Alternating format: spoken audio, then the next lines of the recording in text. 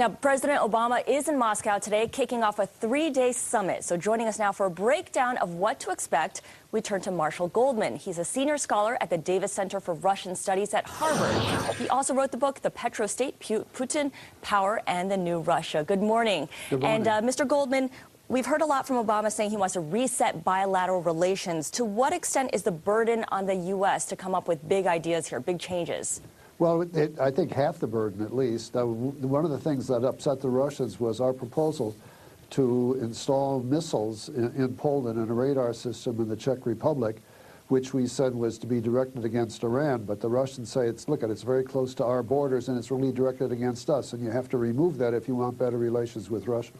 Now let's talk about oil relations as well, because beyond the direction of oil prices, in which the U.S. wants oil prices to stay low, Russia wants oil prices to rise, where are the U.S. and Russia in agreement versus where do they diverge? Well, we can agree on trying to find more deposits of oil. It turns out that several American companies are actually working in Russia, trying to develop new oil fields, to do more geological work. And that's clearly an area that we can join together with.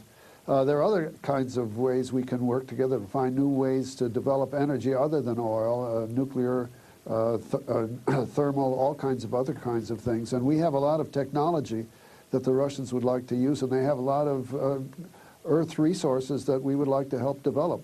But, Marshall, what are the chances that Russia is going to allow American companies to come and develop some of those reserves, because they have effectively remained closed off thus far? Well, it turns out that American companies are already working extensively. Western companies generally, British Petroleum, but also ConocoPhillips from Houston is very active in Russia.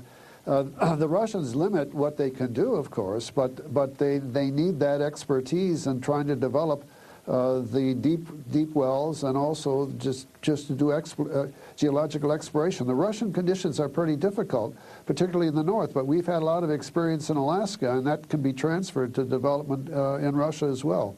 Mr. Goldman, of course, climate change a big issue for the Obama administration. Do you see that as a priority for the two in this meeting? Well, I think there are other issues that are uppermost, but at the same time, they're going to look for things that they can agree on, and clearly climate change would be one of them.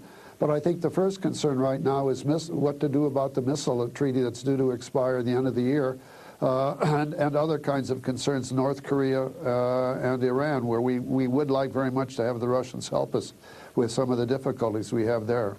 Okay, thanks very much. Our Sure. thanks to Marshall Goldman of Harvard University.